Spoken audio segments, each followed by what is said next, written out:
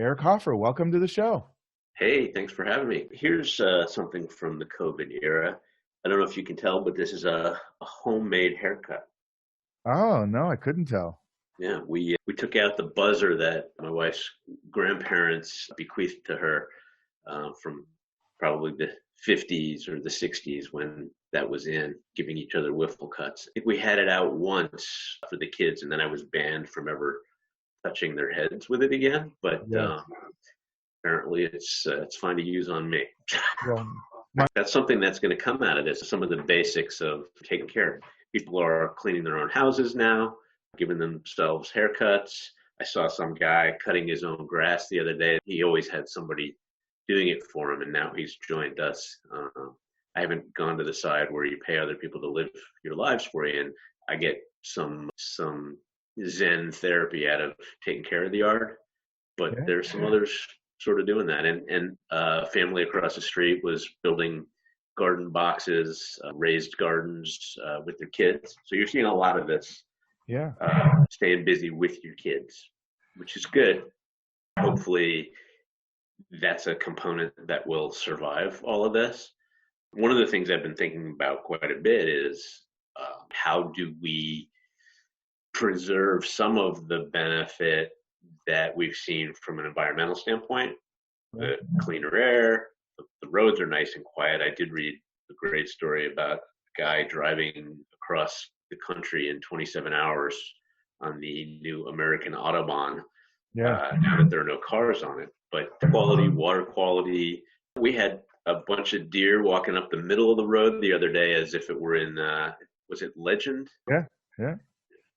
They saw the absence of people and returned pretty quickly.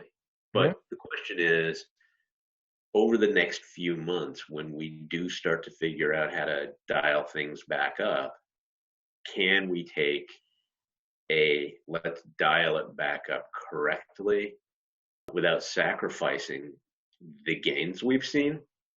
I mean, I think we probably just got an extra 5 years or whatever. I'm not a scientist, so I can't throw out any real numbers, but if incremental changes to carbon footprint were hoped to slowly bring about change, I think this has given us probably five years worth of what we would have gotten from incremental change.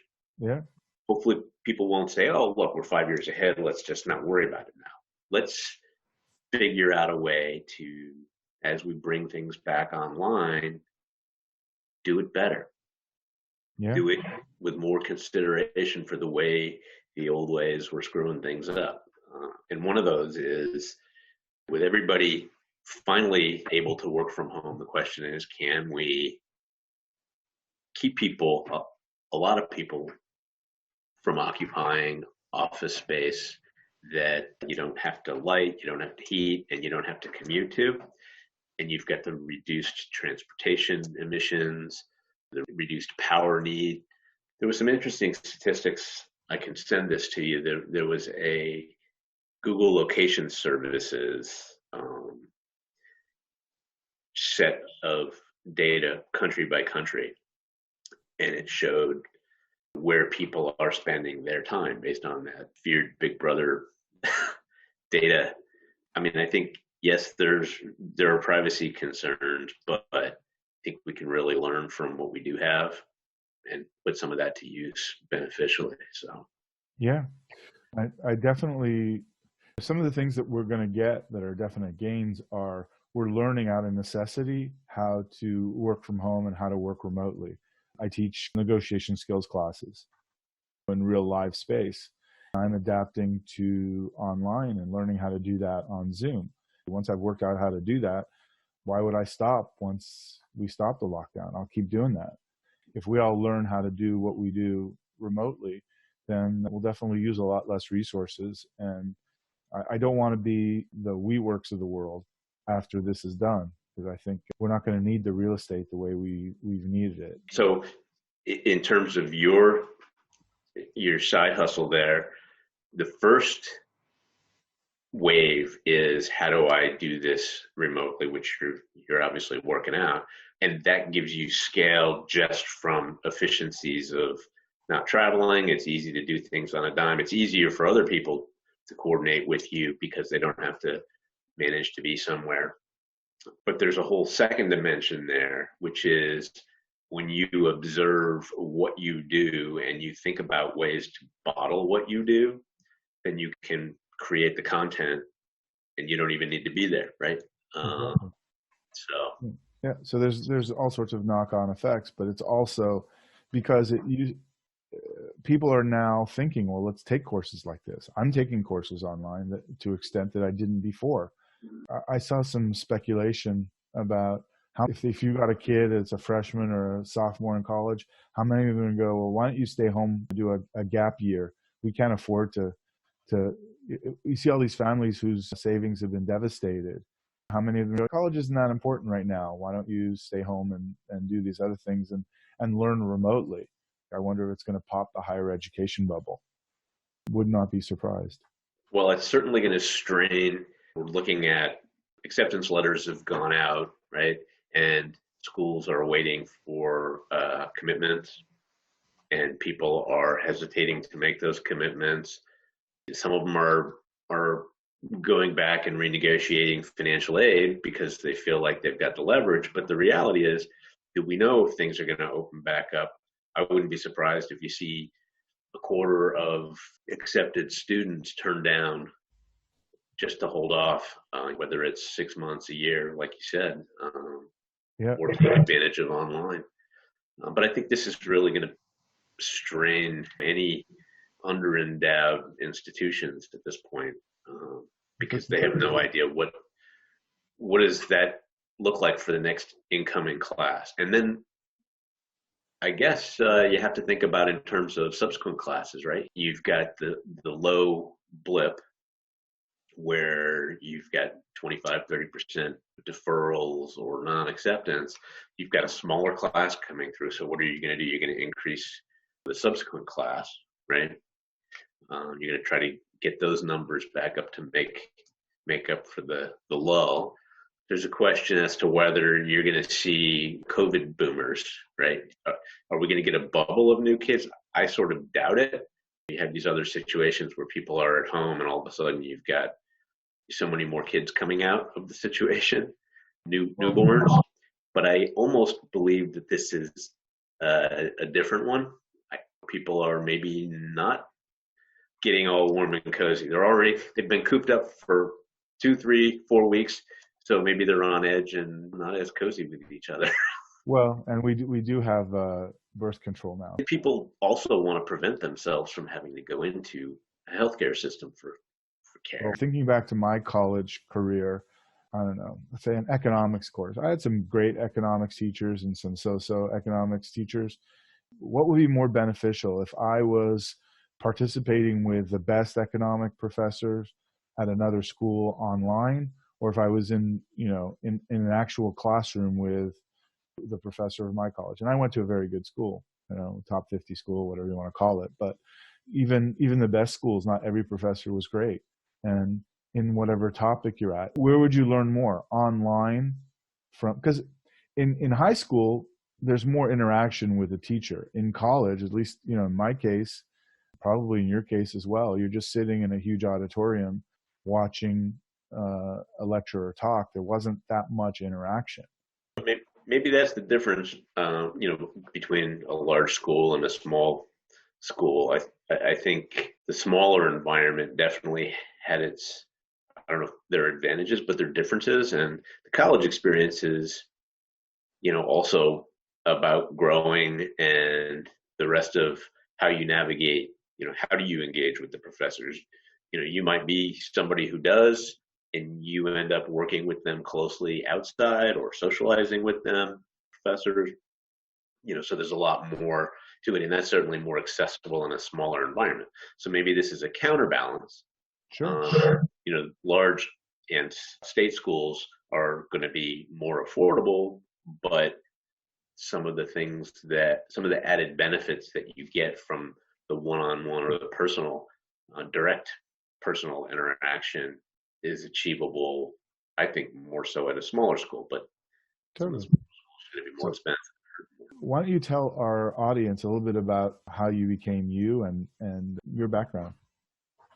Sure. I come out of a data-oriented background. I was econ undergrad and spent a number of years at between an economic consulting firm first and then a market data company. And it was a startup, so I really played many roles, and that evolved over time. So I'm in many departments, whether it's product development or customer relations or software testing or circulation management, things like that. So they're very diverse functions. And so it really wasn't until much later when I looked back at what I had done, this is after I had left, that I made the observation that if you look at an organization, and I think I've described this to you before, that if you think of it in terms of a Rubik's Cube structure, I was the space between all the squares, figuring out how to make them fit together or slide past each other, how to facilitate things. And sometimes these are internal squares interfacing with outside, customer. When you first said that to me, I was thinking, you're not going to, a Rubik's Cube isn't a Rubik's Cube without the space between the squares and the lubrication to be able to turn it. And it wouldn't work without that stuff. That's true. Flashy colors get all the flashy squares, especially those red squares. They get all the the red squares. Now you get some purple ones. Yeah. But you're right, and a lot of organizations don't really focus on the space. I want to say in the 80s, I guess we called it knowledge management, and that was sort of your librarian moniker. Doesn't get a lot of press or cred, but they're silently important. Not puffing my own my own head up, but my sense was there are people who drive things forward without consideration of really how to make it work or how to make it possible, how to make it efficient. They just have vision and they say, let's do this thing, and they throw it out there.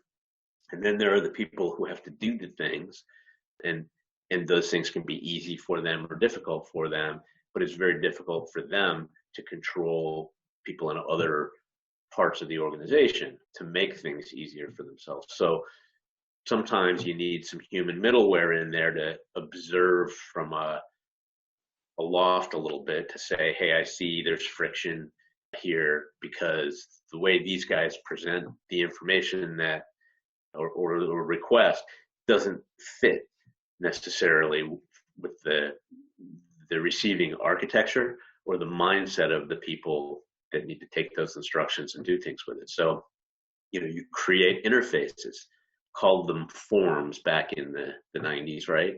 They were actually paper forms, and then things became digitized. And from a data standpoint, and I'm not a data architect, but it's really about architecting the data structures and the handoffs and effectively creating APIs for interdepartmental exchange of information, right? And this is true of customer needs too. I mean, you meet with customers, you find out what they need, you can turn around and relay that in many different forms, but you have to position it in the context of your receiving audience so that if you're aware of limitations that they have, you have to recognize those limitations, try to work around those, come up with other possible solutions. You'll be told, hey, that's not your department, you're not a designer of that, but the reality is, you got to know your audience and contextualize what you're trying to relay so that it's useful, digestible, actionable. You have such a modest way about you, but the reality is like the skill set you have is what turns a startup from a wannabe startup to one that actually delivers and makes money for the investors. You do the piece, I mean, you call it middleware, but you take the startup and you make it execute. I think that's your skill set, to be honest with you. So it's interesting because I don't do it from within startups anymore. anymore, really, but I do it. I do a lot of work with an angel fund and some individually as an advisor, but very often it's listening to the founder about the itch they're scratching, and thinking about who else has this itch, or who else touches the thing they're scratching, and whether there are ways to reposition either how they're marketing it or how they're executing, so that if somebody else might be able to provide one of the inputs that they themselves are creating, if they structure the ecosystem in a way that, I don't know if I'd say it's fully symbiotic. You actually have to coax parts of everything along, but you can create systems that are more symbiotic, where you could say, look at has-gets analysis, or turns out the basis of the name of my company, Second Integral. Second Integral sounds better than second derivative, so we went that way. But the concept is taking a situation, that any ecosystem, any engagement situation, and looking at who all the constituents are. What are the parts at play here? And what does each bring to that exchange? And what is each hoping to take away from that exchange? And figuring out what the internal mechanisms should look like to facilitate that, and elicit things from any of the parties that they might not necessarily contribute to the engagement, to the extent that you know that what you could elicit is beneficial to somebody else that you're trying to entice to participate. Yeah, but that's the guts of what an angel needs to do to help shepherd founders along. And yeah, I just you have this aw shucks way about you, but it's really important what you do. And Thanks. Yeah. So I want to hear more about this book that you keep threatening to do, and I'm hoping that you make good on your threat, because it sounds awesome. So tell us about what you're thinking. Well, I mean, it really started probably about 20 years ago with some frustrations in processes, and it was really the different. I don't know if we talked about it earlier on this call, but the working title is long-term short-sightedness, or the pervasiveness of that holding us back. And part of these dimensions we talk about in who brings what to an ecosystem, there are issues of a temporal nature. So, do I want something immediate, in the relative near term, and in the long term? And there's a disconnect. So not only do different parties have different motivations, but they also have different time frames for those motivations. Sure. And a good example of that is simply, the nature of being publicly traded makes you have to answer to your shareholders, where some of them are investors and some of them are traders. And you do things not to disrupt the stock price right now, or to really support the stock price right now. And some of those things might not be such great decisions for the long-term value of the company. And, it's not just publicly traded companies. It's, how you coach sports teams, or how we take care of ourselves. Doctors are fixing problems that exist with us because we're not exercising or meditating or eating the right foods. So, we address the symptoms. Sort of looking back, you could head off the things that cause those problems, but instead, we sort of address the resultant problem instead. So, and it's political too. I'm not a political person. I have my slants, but you look at the lack of term limits, and favors that are done with the expectation politically that, they get their back scratched in return, and it takes, maybe it's 10 years, 15 years later, those debts are, they come due when somebody comes knocking. Yeah. If that were just not on the table, we'd make better decisions for the short term to move us along instead of, get reelected. And same goes with, the economics of our society in relation to, the health of the planet, right? So in terms of, let's say, as an investor, putting an investor hat on, with that thesis that of your book, what is it that you would see, like what behavior would you change as an investor or as part of an investor group to have entrepreneurs act differently? Well, it's interesting because from the level of entrepreneurship, you think smaller companies, so we're not really talking so much about publicly traded companies. But as an investor, it's not that I don't want people to be public or to take money from outside, but to the extent that, you can go as far as you can without taking money, you're not beholden to somebody else's whims. Now, a lot of the investment money can be aligned philosophically with you as a startup, but most typically, they have an exit horizon, right? They're going to want you to sell or IPO, and so these things, the tail is wagging the dog a little bit. So sure, but let's say, I don't know, looking at some of the decisions that people have made around their supply chain.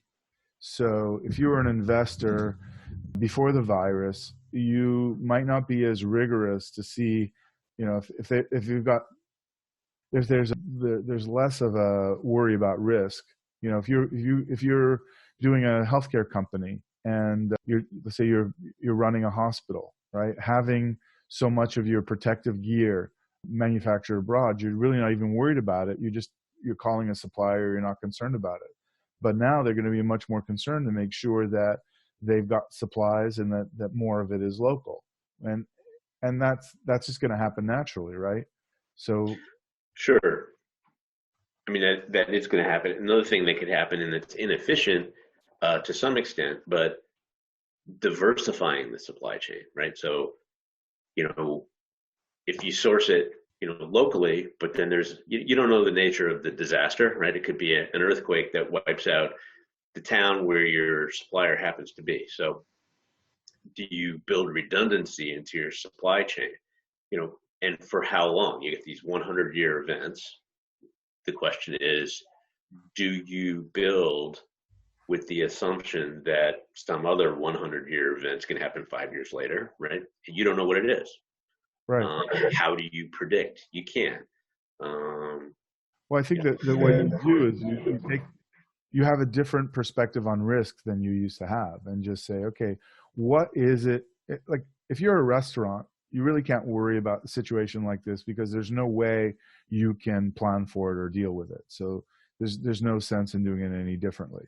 But there are businesses where you can take a look. Okay, do I want to diversify myself? Looking at your supply chain, looking at where you're coming from. I think of the different companies that I've been involved with, some of them really, could have been in a better situation, mostly in their cash reserves, like looking at how much, we don't know what the nature of the emergency might be, but we want to take a look at, let's be clear about not living on the edge as much. And I think in terms of every company's, like, how much do we need? What's a good way to put it? A lot of the companies I was in entertainment for a long time, and a lot of decisions were ego driven. So when you look at your real estate questions, do we really need to spend that much money having a headquarters that looks like this? Or, do we want to have a workforce? Do we want to have a stronger workforce and doing more things from home because We want to be more flexible. That's the kinds of things I'm looking at. And it goes back to your earlier environmental question, but it's not just, because we want to do good for the environment, but because we want our companies to be more solid. Let's just take a look at risk and be smarter about, next time it won't be a virus, next time it might be an earthquake, but how do we want to be smarter about managing business continuity and what can go wrong? I don't know. That's what I wonder. Yeah, but you can't ignore the variability in the type of disaster, and if it were a different situation right now, the result of a different form of disaster, would the assumptions that you make still have put you in a better position, right? I mean, you have to sort of throw a problem out to build buffers for the problem. So do you say, okay, what if it's another virus? What if it's a tidal wave? What if it's an earthquake? What if it's a fire?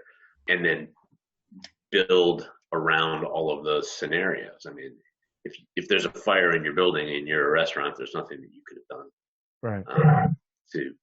To improve on those risks, other than insure yourself properly. And I mean, maybe it's a smart thing to do not to worry about it and just go about your business and go back to the way things were. I don't know. Definitely not. I don't think so. I mean, to the extent that there's a choice to build buffers, that's the first thing that people and companies should do, right? Is to have a war chest that you can fall back on if the world stops and you need to, still function while nothing else is running. But again, if you're a public company, you can't sit on a pile of cash that's not performing because your shareholders are looking at, return on equity or whatever. Right. But to a certain extent, the shareholders may have a little bit more patience for more cash than they did, a year ago. And maybe not. I don't know. That's why I'm asking. I think they definitely will. The question is how long that'll last, right? 2-3 years, people start to become callous to the things that we're all hypersensitive to right now. And, things will start to slide, which is also why I think it's so important not to let things just start up the way they were and then try to learn the lessons and implement them, but to incorporate them into the return itself, because once things get up and running, it's really hard to go back and disrupt and distract yourself. It's hard to do maintenance on the plane while you're flying the plane. That's true. That's what I mean. Are you speaking from experience? No, thank goodness. But no, that's the expression I've heard very often. But I wonder, I think back when this thing started, I was really happy. All the earthquake, because I live in Los Angeles, all the earthquake preparedness, having 3 days worth of water. I was like, oh, that just feels really good. And having some time. Say again? Doesn't get you very far now, does it? No, but it's a start. I definitely felt like having some all the stuff I did for an earthquake, where having the first aid kit, having the different pieces, that certainly was a good thing. It got me a good head start, but it made me think of once we come out of this, and I don't know, some of it maybe I'll forget 2 years from now. It's like, yeah, that was then, this is now. But in terms of just general preparedness, I think things will change. So yeah. I'm curious, like from your business perspective, how is life different for you now, and what are you planning on changing? From a business perspective, I mean, everything's obviously online. I haven't gone anywhere. So every conversation I've had, the difference is obviously that we're doing more from a video standpoint.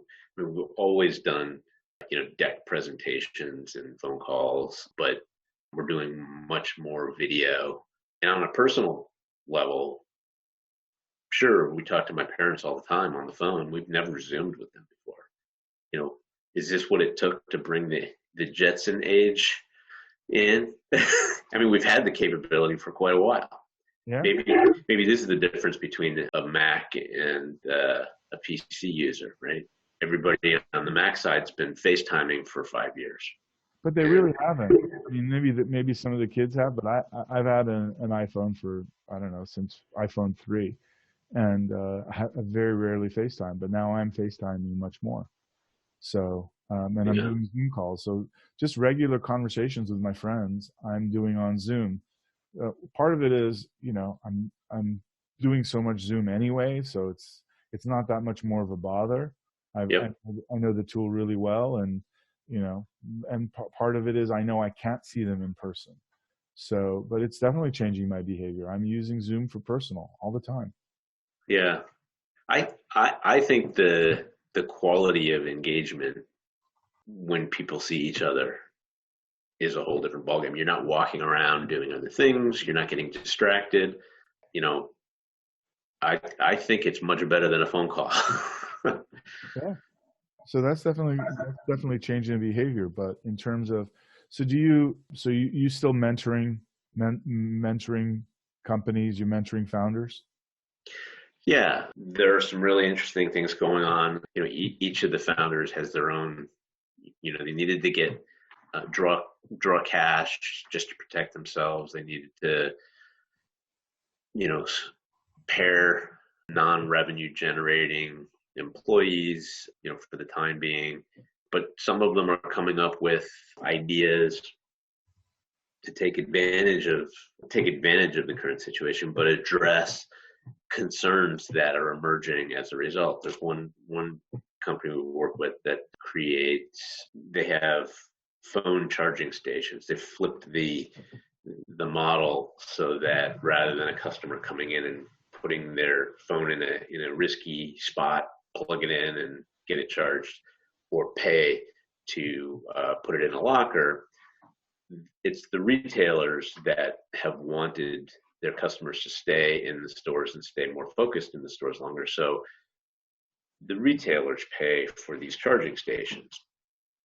And obviously right now, retailers aren't even functioning. Right. But when things come back, one of the new issues or heightened concerns is going to be, is their phone clean or dirty, right?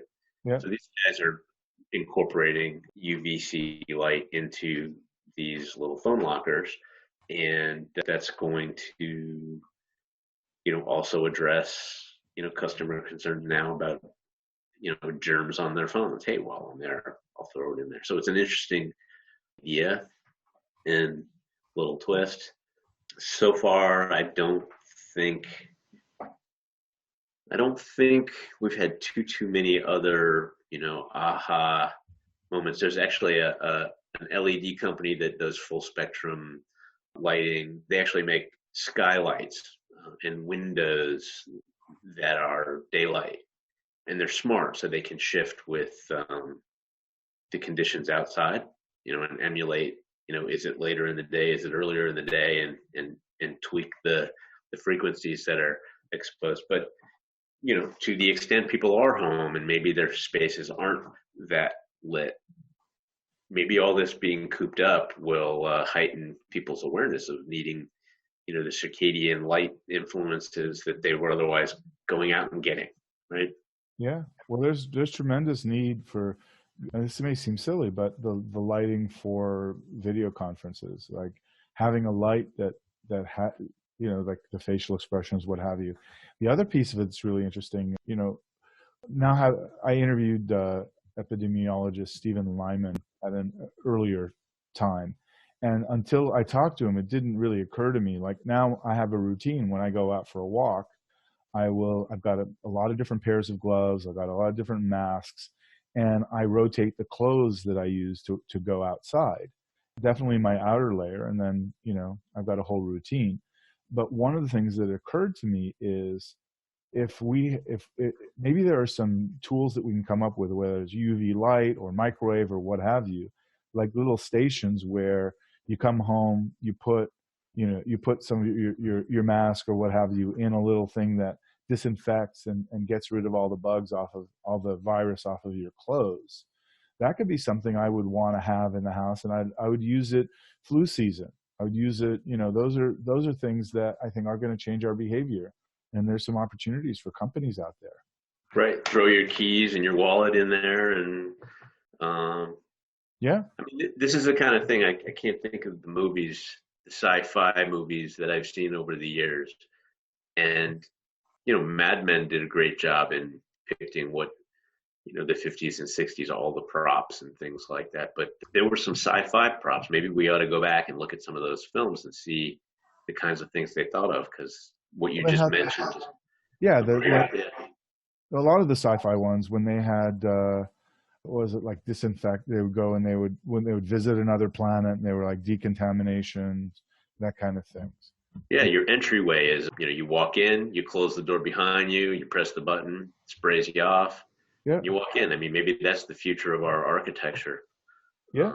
Uh, I mean, it's funny, but it's right now, like, just looking over my entryway, I've got, all these bags of outerwear. And what I do is I've got, gloves, mask, hat, and, light, like a raincoat or what have you. And I just put them in bags and I rotate them because it takes, depending on who you believe, but let's say 3 days at the outside until until the virus dies out. So really the simplest thing is, instead of, and I've got these work gloves that I wear, and I've got the scarves that I wear, and I just put them in the bag, and then, a couple of days later, I'll pull that one out and I'll use it.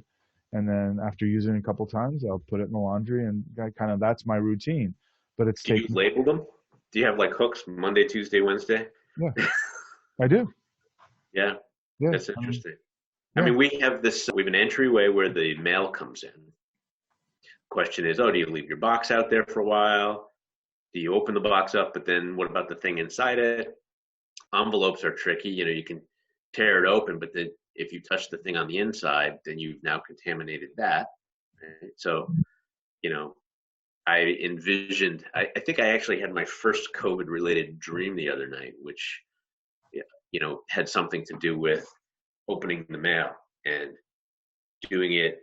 The mail comes through the slot, put a box around it with some hand holes, gloved hand holes where you rip things and dump the letters out. But the reality is, it's still this issue of taking your hand from the outside and then contaminating what's on the inside. I mean, right now what I do is I tear the end off, blow into it, and I pour the mail out onto the floor.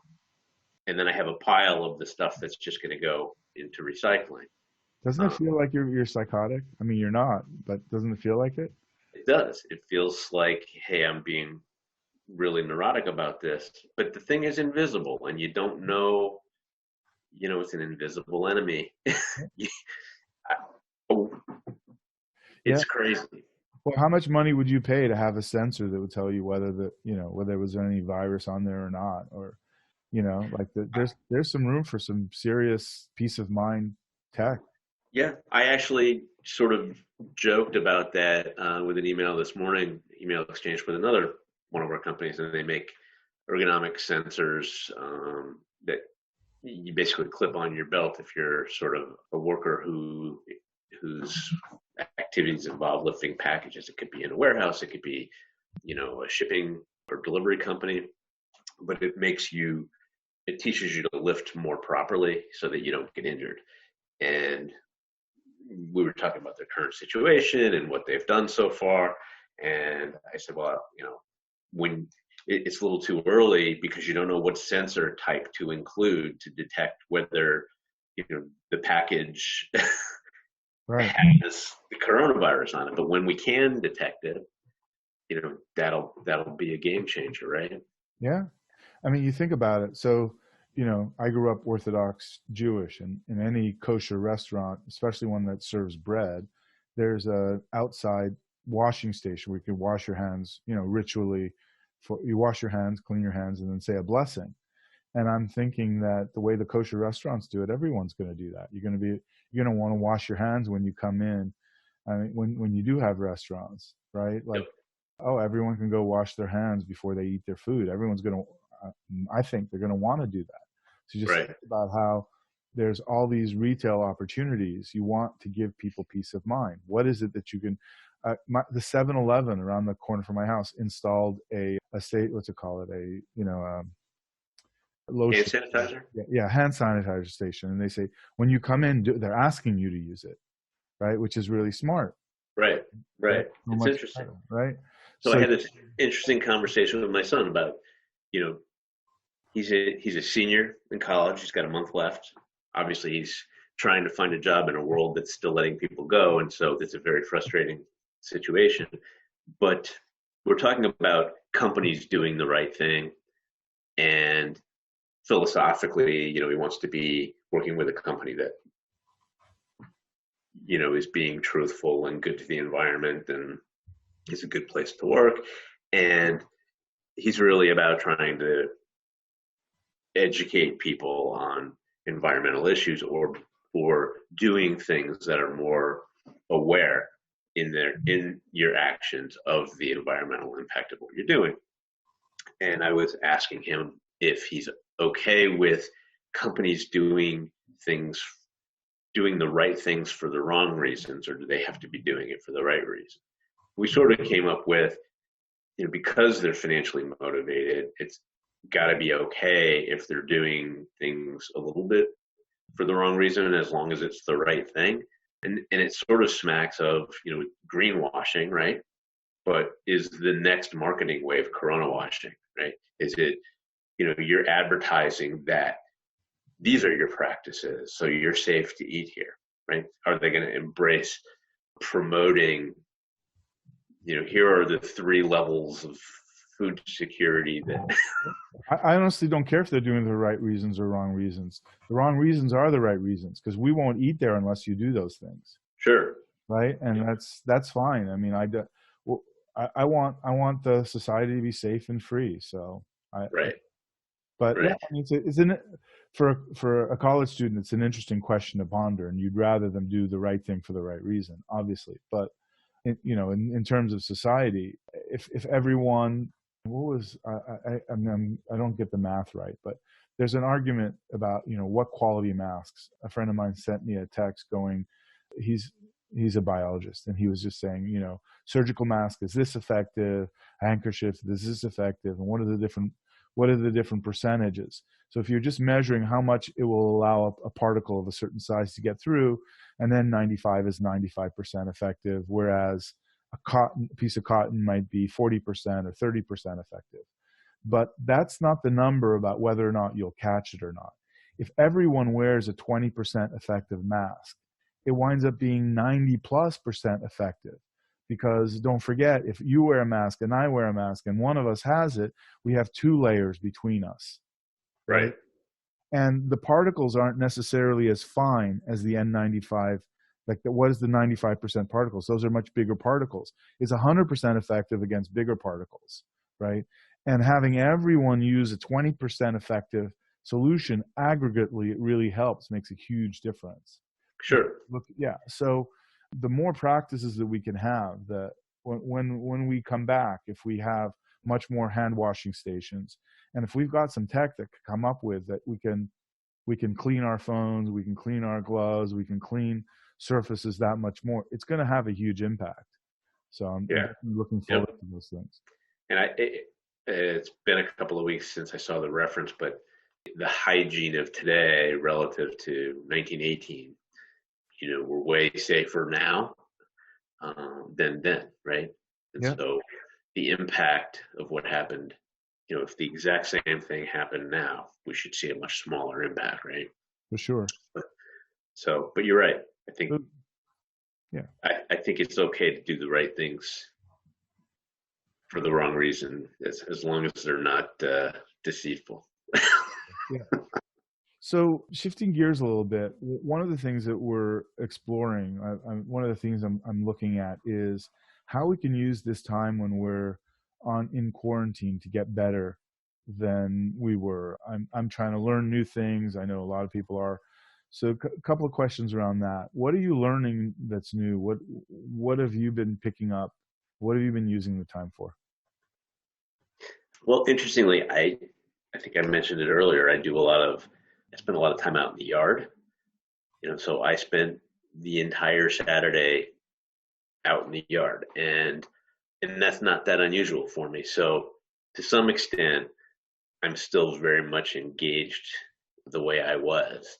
To other extents, I would say I usually only have 3 or 4 books that I'm juggling, and I think I've got 6 going now. But from a reading standpoint, I think the material is a little broader. I am doing a little bit more online learning. I wasn't doing any sort of, programming or anything like that. I'm not a programmer. Anytime I've ever tried to do any of that stuff, I have gotten myself in trouble. Even the thing I find great about programming is it teaches you algorithmic thinking. So you may not be an efficient programmer compared to the guys that are really good at it, but it helps you problem solve. It helps you learn to look at problems different ways. Yeah, yeah. It makes you compartmentalize what can be set and referenced and processes. So it does help you process orient. So, but I think we've been thinking more in terms of these emergent solutions. We have to see what the breakdowns are and adapt to the new breakdowns. Scratch the itch. What is the itch? We're really seeing where things are itchy.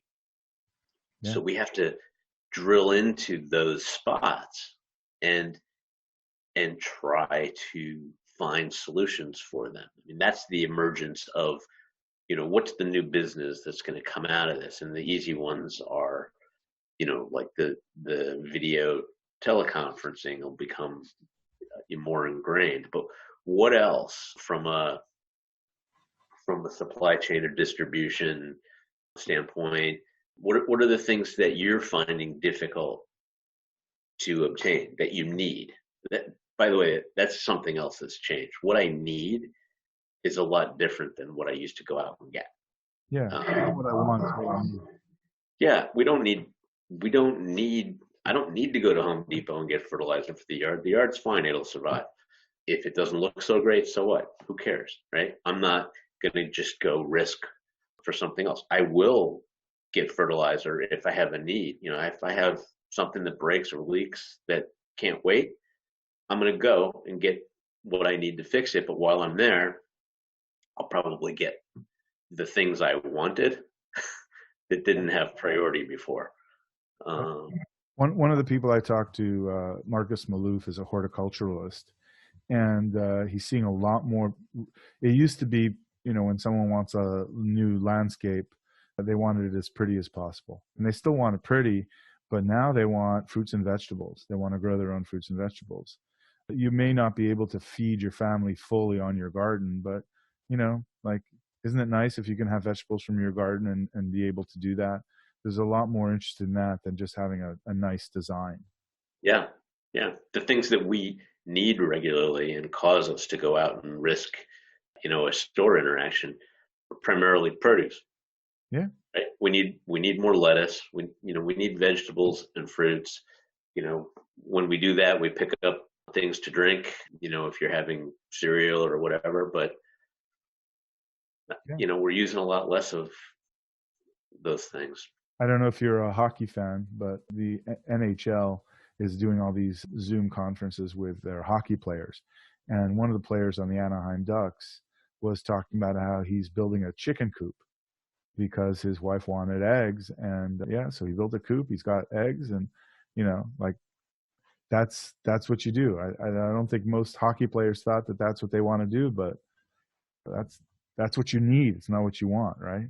Right. Scratch the itch. Exactly. And, I'm trying to think. I guess ever since the Hartford Whalers, I really haven't paid much attention. What we have to do, you still know how to sing Brass Bonanza? Brass Bonanza. That was their fight song. Oh, that was the name of it? Yeah, Brass Bonanza. Yeah, that's it. I it. never knew the name of it, but there we go. There you go. All right. Yeah. So I don't know if any of this has been interesting or different than you've had with. Well, every person is different, so you got a different perspective. The one thing before we go, I had one question for you around, as an effective person, what is it? My theory is that I lost 100 pounds a couple of years ago, And the way I did that was not losing 100 pounds in a day. I lost it like half a pound at a time.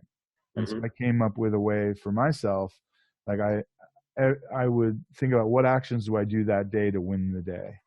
So what is it, as you're mentoring companies, as you're being on entrepreneurial, as you've got your kids that you're helping along, what is it you do what in a typical day, and what do you do to win the day?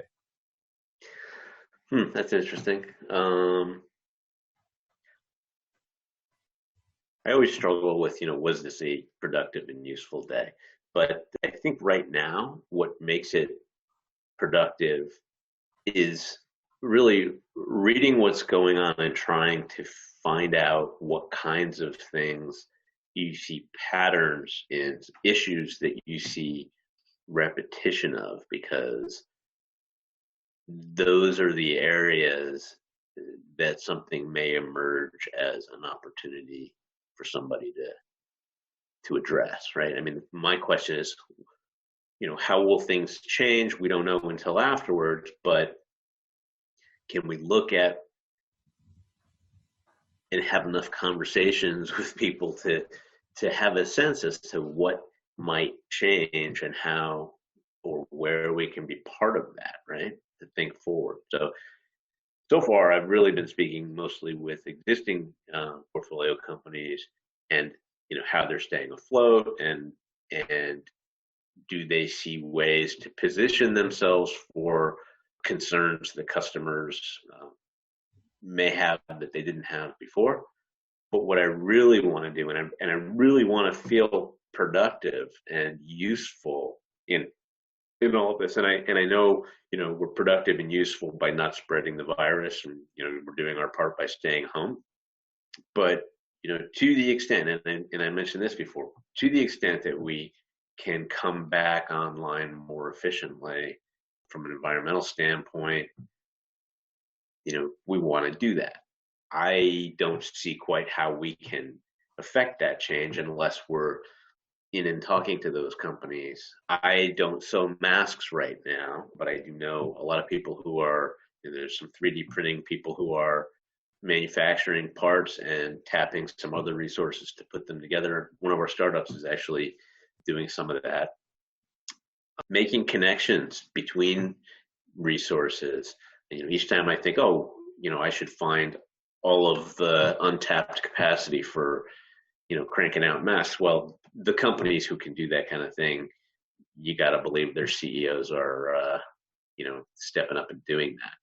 Yeah. But to the extent that you can think of connections between companies that may have partial capability, one of our fellow investors has got a promotional products company, and he has excess capacity, but he doesn't have 3D printing capability. Another one has 3D printing capability, and so just putting those guys in touch, hopefully something will come out of that. Put some chocolate in there, peanut butter. Exactly. Who'd have thought? All right. Well, Eric Hoffer, this has been really cool. I really appreciate you taking the time. Yeah. I'm glad you're doing this. Yeah, thank you. Is there anything you'd like to leave our audience with? Let me know if you've got observations of repeated patterns where there might be a product or a service that can come out of all of this. And who knows, maybe I know somebody else who can help make that happen. Thank you so much.